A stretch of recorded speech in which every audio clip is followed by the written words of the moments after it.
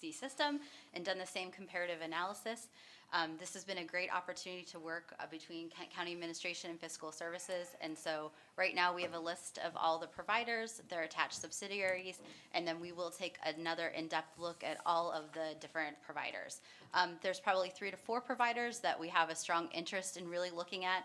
All the other, for the most part, 90% of your surcharge revenue comes from 10 providers. So it's very easy for us to take a look, an in-depth analysis of 10 providers. There might be 267 providers that are giving the surcharge analysis, but only 10 of them are giving 90% of it. So that's where we really decided to focus, is take a look at those top 10 providers that give 90% of that surcharge. So yes. Okay, Commissioner Antor? Thank you, Madam Chair. Yeah, I just wanted to thank Financial Services for finding the error and correcting it. Just a reminder, though, these numbers that we're getting from these providers are their numbers. We don't know if they're accurate. That's the part I want to get into, and I don't know how we do it. We've talked about it ad nauseum. How do we get into those numbers? I still don't trust the numbers are accurate coming in, but at least we know, I mean, especially with this happening, they knew these numbers were going to be under the white-hot light of scrutiny, and they still were off by this much. And they can say, well, it was an error, maybe, but I don't see any penalty really for them if they get caught. So it just seems to me that's am I wrong there? No, you're okay. I mean, when there's not a penalty attached to any of this stuff, they could roll the dice, and if we get caught, we get caught. No penalty. Yeah, no harm, no you're foul. correct in that we have no ability to request an audit from the state on their receipt of these dollars. So that's missing. But what we have done is worked out a plan to ask the right questions, and hopefully through that process, they will verify, and then we will follow up and obtain what we consider to be missing, and that's what happened here. Great, and I appreciate that, I really do. I just want to remind everybody that that's part of the problem, and the other part, we just got to stay on them to see if we can somehow figure out a way to get the actual numbers in the future. Thank you very much. Okay, Commissioner Womack? Yes, I had a question for Steve. Steve?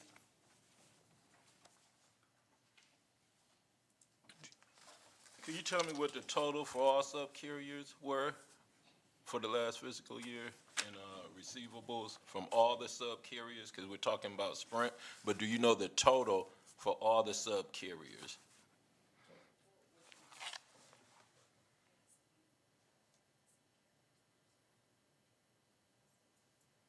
Not right offhand. I can get it, but Okay, I like that when you get a chance. And this might be a question for either you or Wayman to give your opinion on this. Since we can't audit the telecommunication services, what type of oversight is there for adequate accounting coming from them? And are we able to compare what they're paying the state when it comes to taxes? Are we able to see that so we can compare that to see where they underpaying Kent County and the state of Michigan? Because in the future, that might be some type of way of, some type of oversight that's in that. But I do want to thank you and the administration and staff for finding that, because I remember talk about that a year ago, where I didn't think you would wrap it up so fast. So I do want to really thank you for all your work in the staff.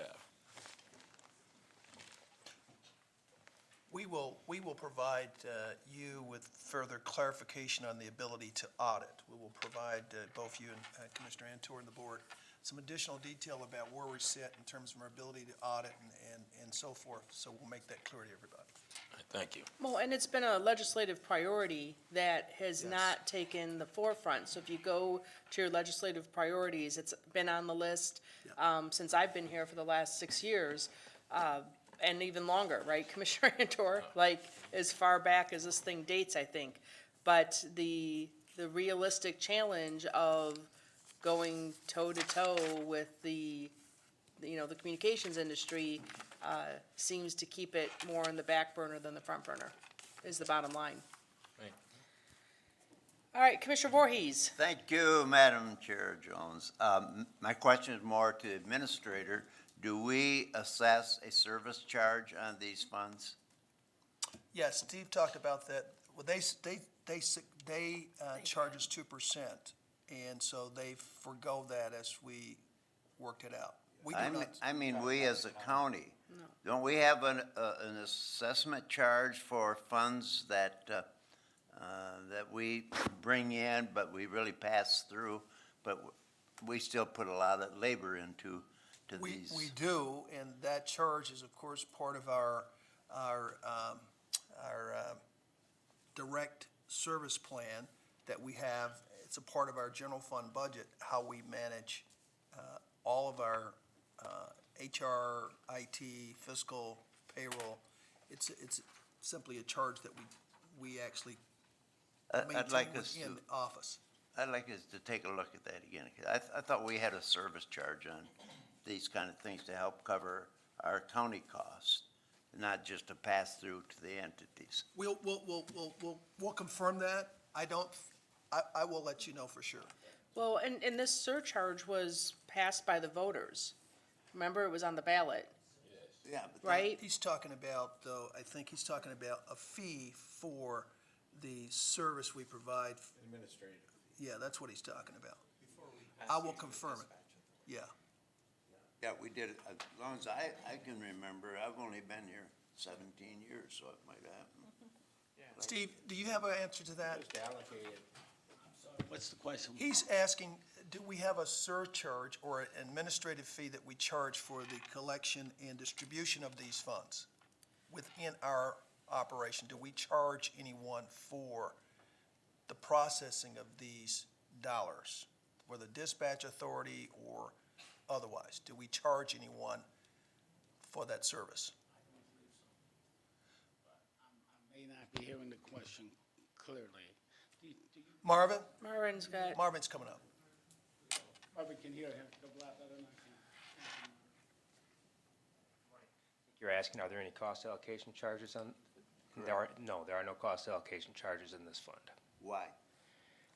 It's kind of a pass-through. The money comes in, we send it back out. It's a minimal amount of service applied here, so we collect the money, we pay the debt service, we send the balance out to the, Marvin, are these electronic payments as well? How do these funds enter the county? some of them, most of them are, I would assume they come through EFT, yep. Yeah. So The what, answer- so it's very minimal handling of these dollars when they come through to us. We book them and then we move them to the dispatch authority after we take a portion of that to pay off the bonds. you have a follow-up, Commissioner Voorhees? Please, thank you, Madam Chair. There are entities that we do put the service charge on, am I correct? Question? There are funds that flow through that we put a service charge on? Where we have administrative activity involved. Yes. I would think you might not want to call this administrative thing, but the work that the finance department has done in collecting this is hours and cost. And I'd like us That's to interesting. take a better look at this. We should That's- be, I think the county should be getting an assessment cost on that. That's an interesting point, Okay. and we'll take that up. And I've got Commissioner Bukowski next. Just a small echo to Commissioner Antor's comments, where I know it has been a priority for a long time. However, this is an example of why it should be a higher priority. I don't know why MAC wouldn't be doing this, since we've, migrated from landlines to cell phones. Because again, the math that we did is based on the numbers they provided originally, and I don't trust those numbers. They've got sophisticated computers. I read my cell phone bill and they charge me line by line. So you think when they get my money, they could distribute it accordingly. So, and we've talked about litigation before. So I understand that they're big behemoths, at least the top 2 or 3 dogs in this industry. However, in court, sometimes the field is level, and we humble little Kent County and other counties, and it's happened across the country again, that they collect the money, full stop. And if they don't pass it along, I don't know what it's called, but it's just not right. So anyways, I think at least legislatively, we should up this, because yeah, I'll leave it there. Linda, did you have a comment? One of the things that drew our attention to this discrepancy was a couple people that were working on it brought in their personal cell bills, and they were still being charged at the 45 cents. So I don't know that Sprint was collecting the entirety and keeping it. They just weren't collecting the entirety from the subscribers. So in that context, I just didn't want you to walk away thinking that they were, in essence, holding on to tax revenue. I don't know that to be a fact. They were just not collecting it appropriately. Right, we don't know it to be a fact today that Verizon, which is assessing the full $1.15 per line, we don't know how much they're collecting, we don't know, we know how much they're remitting, and they say, trust us. Well, again, whatever it's worth, having spent last week as part of some federal site reviews, people say, trust us, and then we verify. And when it comes to dollars, you know, here was a mistake. We'll say it was a mistake, you know, that was $1.5 million. What is that real number going forward? Again, just looking for the right level of scrutiny to the folks that many of us, if not all of us, pay This- every month. Yeah, this will remain on our priorities list. This is not, even though we've collected this is still out there for us to pursue, and I get what you're saying about MAC. We will make sure that we communicate with MAC so that they're aware of what we've done, and perhaps educate the other counties that haven't gone on this path. All right, I've got Commissioner Morgan next. Thank you, Madam. Just a quick question. Marvin, can you just review for the committee rather quickly, the 45 cents that we used to charge and $1.15 and where that goes and the purpose? The 45 cents is, or maybe the sheriff could answer this better. Come on up, Madam Sheriff, please. Can I invite her up? Yes, you can.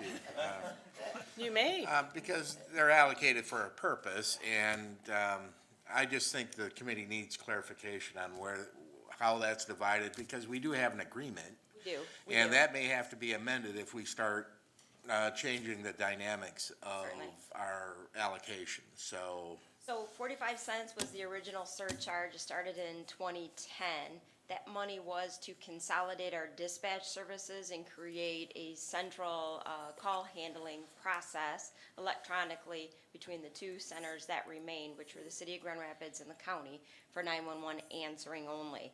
That paid for essentially CAD, the 911 phone system, and it paid for staff to implement the call handling process. We then continued our efforts to consolidate the process. And again, it's a fully consolidated process right now, even though there's two centers. And it became very necessary that we have an upgrade in our communications system and also our fire dispatch process, because that hadn't been touched for a while.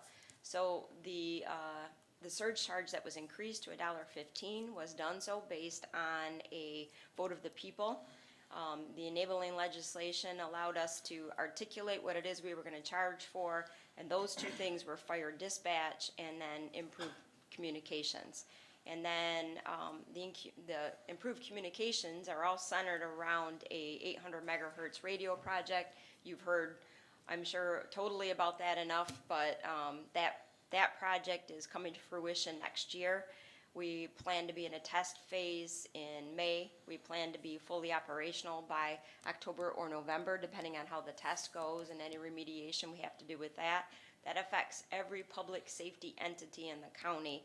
That's where the majority of the money goes. The balance goes between the two dispatch centers to facilitate fire dispatch, which I won't go into a lot of detail about it, but really essentially there was wasn't a lot of processing involved in a fire dispatch call up until after about 2010, where we started to use CAD to also dispatch for fire, which then caused additional oversight to it, which alluded to quite a few deficiencies in our fire dispatching and some funding deficiencies. So that surcharge is fully deployed, and it actually is split with a proportion between those two dispatch centers. So if county were to assess a fee on the additional revenue, it would come out of our back pocket.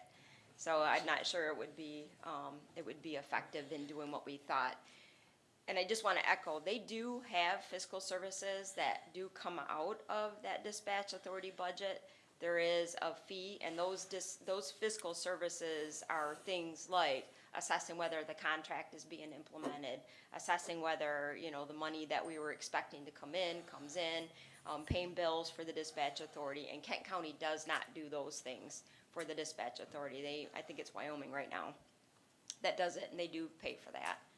Does that answer it? That answers it, thank you. All right, I've got All right. Commissioner Voorhees back up. Thank you.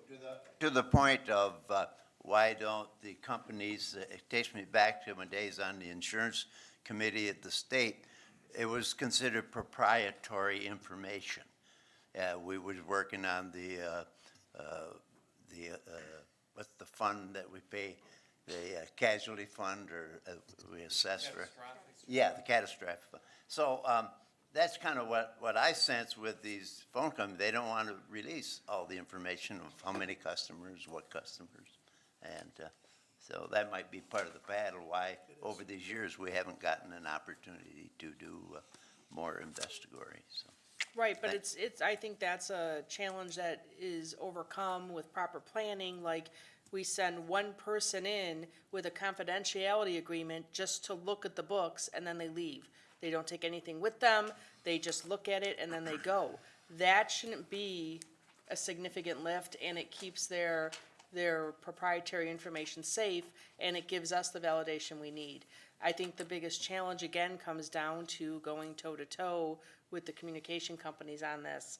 Well, I'm okay. Okay, so anyway, I mean, I understand that argument, but I think there's a way to get through it. I think the biggest challenge is, again, the power of the telecommunication companies and their lobbyists with our friends at the state. So it was a challenge from the beginning, even when we went for this increase, because I remember we talked about it extensively then. Will we be able to even collect the increase if it's levied? And that's where we are now, and here we are having caught something that, fortunately, to Sprint's credit, they've said, yep, we'll work with you, because the fact is, I think they could have said, no, we're not working with you, have a nice day, here's your check, and then we're left with other options. I'm glad this has a happy ending, and I'm looking forward to more talk in this area to see what we can do to continue to get to the point where we can do what I believe is the right outcome, which is getting an agreement signed so we can go in and take a look and verify. That's the end result if we can possibly get there. I don't know what that path is. I don't know if it takes legal action. I don't know if it takes continued legislative priority, but I do know we're all on it and we're all on the same page. So I'd love all these comments to have all of us, I feel like the choir here is all singing to the choir. But, and anyone else? Yes, Commissioner Bolkowski. I'll go to the next verse of the hymn. These are all in the same book. Exactly. Yes. Well, I hope so. I mean, again, I think, Commissioner Morgan for pointing out the distinction between the revenue side of this and then the expenditure and actual work. My questions really don't go to the excellent work that needs to be done that I believe is being done and that Commissioner Morgan helps oversee as a member of the dispatch authority. That's a different conversation. My concern is make math real easy, if it costs $100 to do dispatch in the county and we're only getting $96 from our tax collection all across this, that $4 is gonna come out of somebody, and I assume it's gonna come out of our general fund and or split with the city of Grand Rapids and their dispatch system. So at the end of the day, we believe we had a good revenue stream, and we can't be afraid to have these conversations with those that collect the revenue for us. I'll just, leave it there, so, yeah. Go ahead, Commissioner Voorhees. As to that point, the only reason we have been able to acquire these funds is we've had the excellent staff to do it, and that cost us money. Right? My point made. Thanks. Okay, anyone else? Yes, Commissioner Antor. Thank you, Madam Chair. Hate to beat a dead horse, but again, it's not only, That's all right. We all have the bats. Let's keep swinging. not only have to look at future revenue coming in that may be being held short right now, possibly.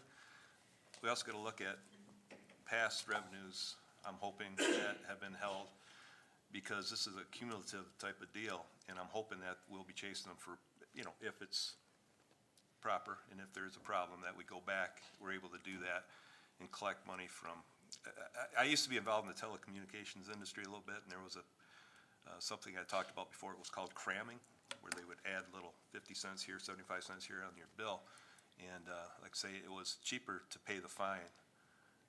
It was a lot cheaper than the money they were taking in, so that system's been game for a long time. I also wanted to thank Sheriff Young. I don't know if you guys caught her explanation. I mean, she's been on this for how long? I remember you coming up. I'd get. 25 years. Yes. She has literally forgotten more about this stuff than we'll ever know. And I just remember back when I was getting pounded by the different townships and so forth, hey, what's going on with this thing? I'd defer to you and you'd come up and explain it to people. Boy, was that ever nice, because all I would have done is screwed it up. So thank you for all this. I know it's been a burden, and I appreciate it. Go ahead, Commissioner Womack.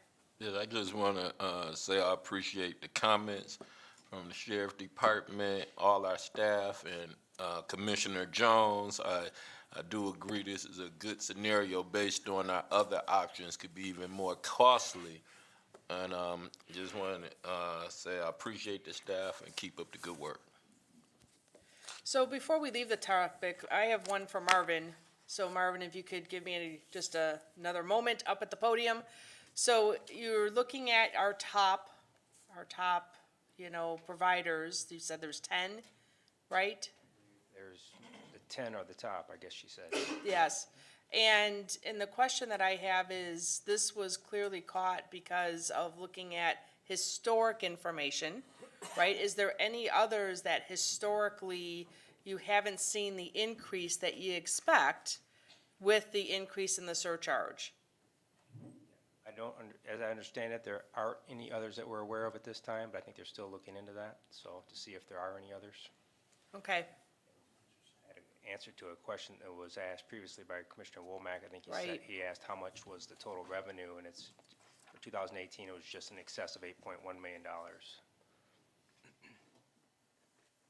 so, and it's just, I'm glad we're keeping eyes on it and that this was caught.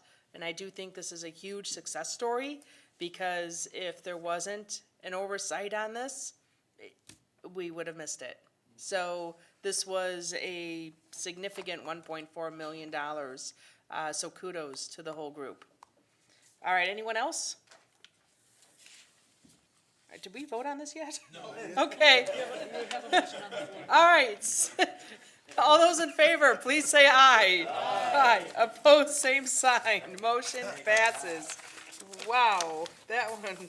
Then we'll go to item number 5 from Kent County Community Action. Wayman. Yes, this is a request to the commissioners to authorize an 18-month agreement between the Kent County and Community Rebuilders, between Kent County and Community Builders for the delivery of tenant-based rental assistance, to authorize the board chair designate to execute the agreement and approve extensions and amendments, increases to the grant appropriations not to exceed 15% of the original agreement. Earlier this year, Kent County issued a request for proposals for TBRA on behalf of the Wyoming-Kent County Housing or Home Consortium. The TBA program provides rapid rehousing services for individuals or families experiencing homelessness. Community Rebuilders responded to the RFP and proposed to serve a minimum of 110 households with coaching from a housing resource specialist and necessary rental subsidies to secure housing. Further, households will work to increase earnings to then reduce the required rental subsidy. Community Rebuilders proposal aligns with the Regional Consolidated Plan that was approved by Grand Rapids, Wyoming, and Kent County earlier this year. Community Rebuilders provides a similar service with home funding from the city of Grand Rapids. Additionally, the proposals aligned with the community's plan to end homelessness. The final contract will be reviewed and approved by corporate council prior to signature. Okay, is there a motion to approve? Okay, moved by Commissioner Sparks, supported by Commissioner Breve. Question, comments, and discussion, and we'll start with Commissioner Wooden. Thank you, Chair. I have a few questions about how this is going to be administered. Under the Rapid Rehousing Short-Term Rental Assistance Program, you have 12 months of subsidy, essentially. And I'm wondering, is the way the subsidy is paid out over those 12 months, is it 12 months of the same amount, and then at month 12 you drop down completely? Or is it at month 6, there's a scale down as you approach zero? Good morning, everyone. And to answer your question, for the TBRA program with the Community Rebuilders, it's going to be a 12-month payment of exactly the same amounts.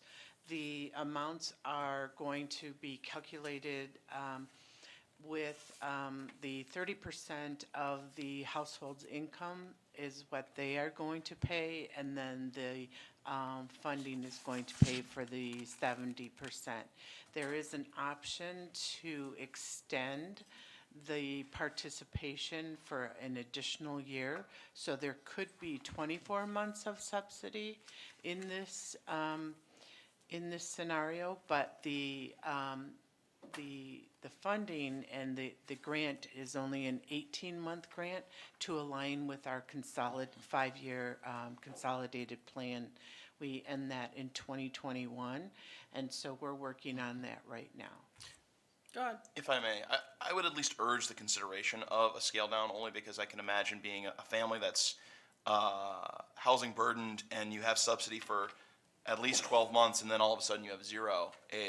Even if you are working to raise your income, it could be difficult to all of a sudden have a safety net and not have that safety net, instead of having it scale away over time while you're working to plan how you can get housing unburdened. And the reason I ask it was, I'm looking at a few reports on rapid rehousing, and the Homeless Service Authority showed that under a nationwide look of different rapid rehousing programs, only about a fifth of families who go through this end up finding a way to raise their incomes, and generally it's $200 or less. Which leads me to my second question, which is, how is the selection criteria going to be determined? Because, this is a great process, a great program, it can work really well, but it doesn't fit every client. It fits clients that may have the most benefit by being housed and then have the greatest chance of seeing an increase in income. And so they may have fewer obstacles than others when it comes to that. And so I'm just wondering, what's that selection criteria going to be? Well, the selection criteria is at first, the Salvation Army is the HARA, which is the Housing Assistance, where people have to go first. It's a centralized intake, and then from there, they're referred to the Community Rebuilders. I am not aware of their selection criteria of how they put them in this program versus another program that they have, but I can get that for you. And I agree that it should be used for the people that can be most successful in this program. Thank you. And again, I'm just looking at another study from the Institute of Children, Poverty, and Homelessness, looked at New York City's rapid rehousing. And again, they commented that it's a great concept, but because New York City made it a one-size-fits-all, that essentially if you're homeless, you go through this, you get rapid rehoused, half of those clients ended up becoming homeless yet again because there were other barriers to getting them independent that just providing temporary assistance will not benefit. Even if support services are tied to them, it's a need for a more permanent level of support.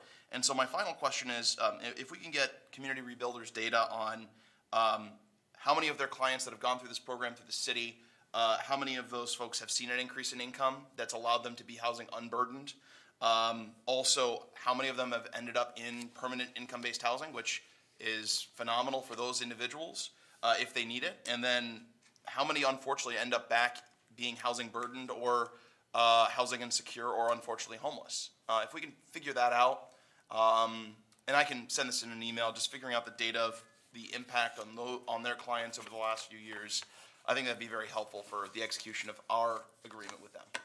Right, and I can get that information because we have had a 3-year grant with them previously to provide this service. Great. And it was a $900,000 grant. So I think that that information is important on the success rates. Perfect. Thank you very much, Susan. Commissioner Bukowski? Thank you, Chair. Good morning, Susan. Looking at this compared to the next action item, in the next one, the Salvation Army tells us how they're going to spend their match. It's in personnel and the other, or admin, the 10% it looks. But in the action item before us, the match just says other. Do we know how that $225,000 is being spent? Is it personnel? Is it additional? I do not believe that we have that designated. I can find that out. Okay, yeah, all right, cool. Okay, anyone else? All right, seeing none, all those in favor, please say aye. Aye. Opposed, same sign. The motion passes. That brings us item 6, also from Kent County Community Action. Wayman? Okay, yes, this is a request to the Board of Commissioners to approve, authorize 18-month agreement between the county and Salvation Army for the delivery of tenant-based rental assistance, and to authorize the board chair designee to execute the agreement and approve extensions, amendments, and increases to the grant appropriation not to exceed 15% of the original award agreement.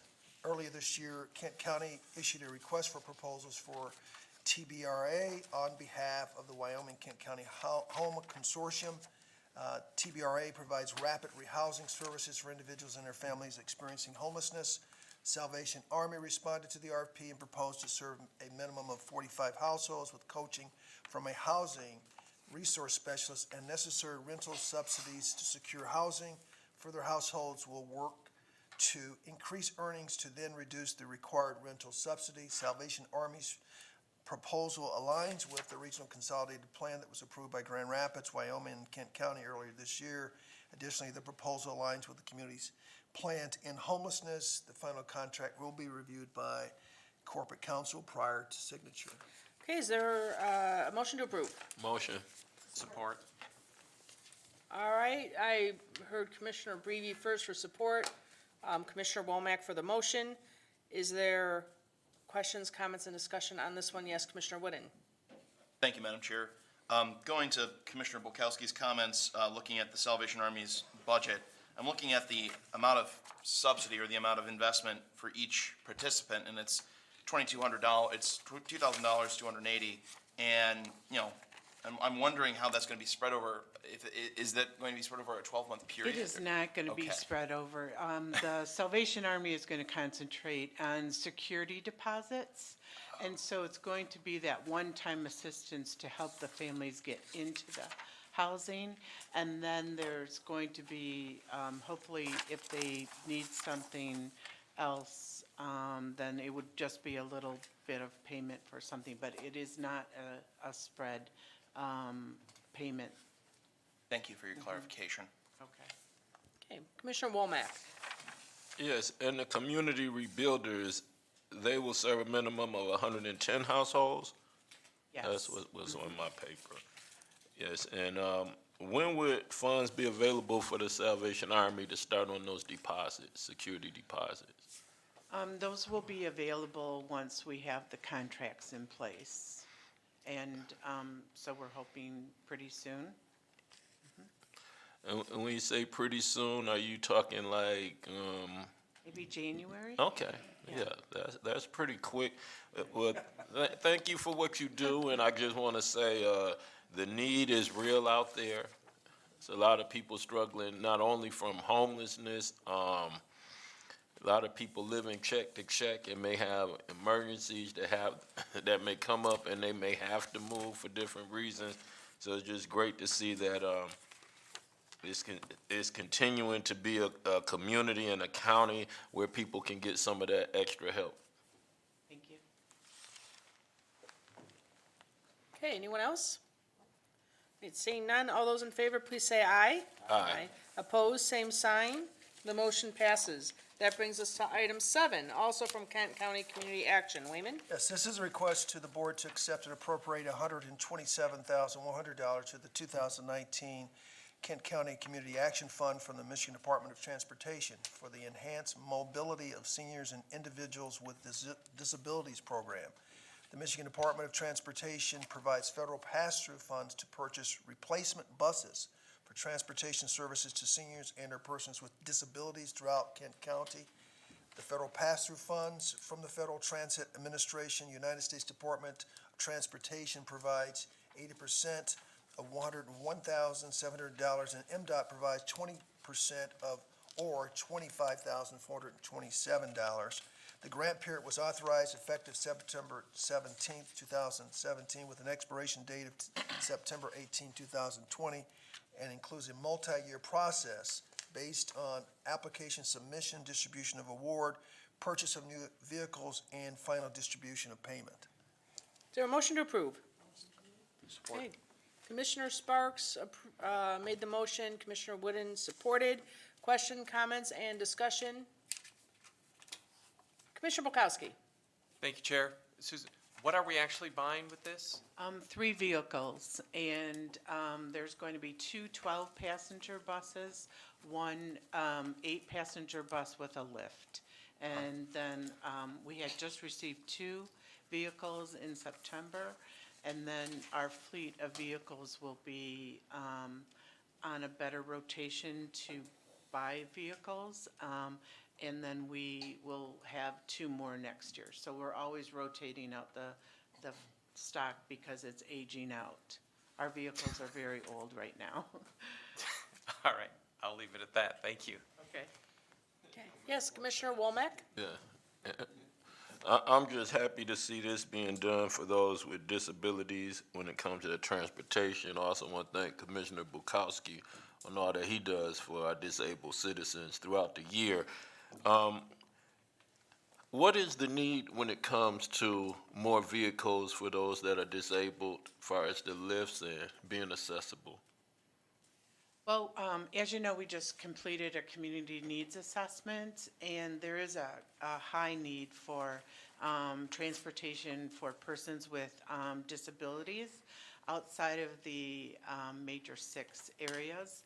And so we provide that service with our MDOT grants. And we are in part of the our Community Development Block Grant Funds also provides the service in conjunction and partnership with Hope Network.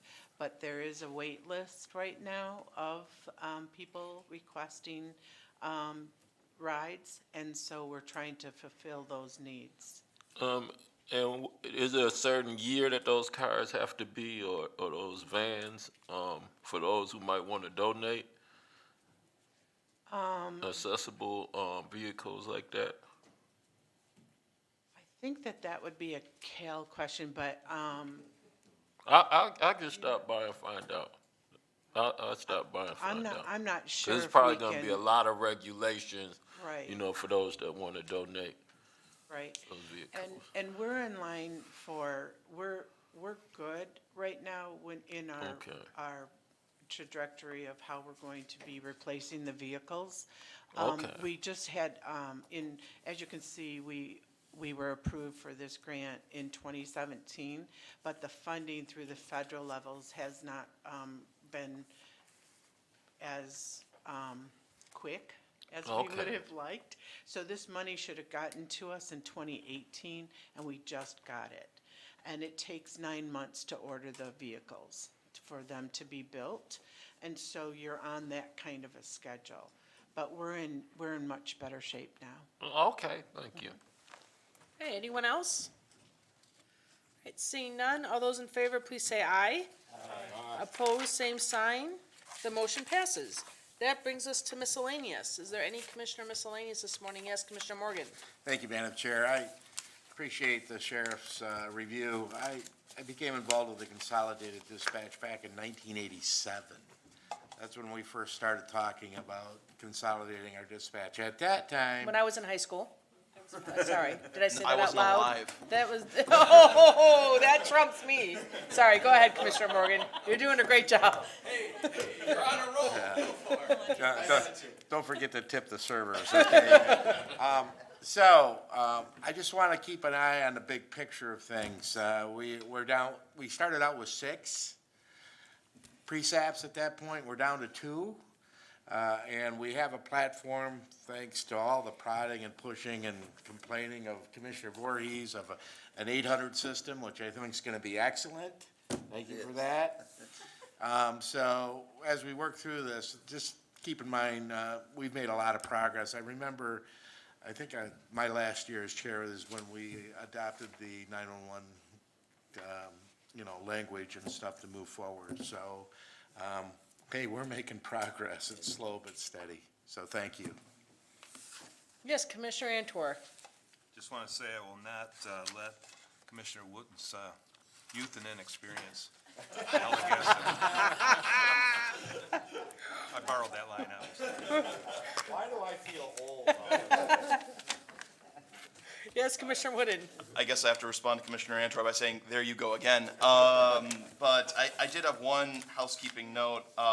Just looking at the different action requests, it may be helpful in the future when we deal with home or other funds like that, to emphasize that those are federal funds, just like we do with looking at the MDOT grant, that's through the federal pass-through. It may just be a helpful point to put into the bullet to remind folks that those are federal funds that we receive and then appropriate, so. Okay, anyone else? Well, I'm just going to add that Commissioner Wooden had some follow-up questions. Did you get those, We got Wayman? all And then those. if we could get those answers to everyone on the committee, that would be helpful. So that's what I had on that. No other miscellaneous. We are adjourned. Our next meeting date is January 7th, 2020.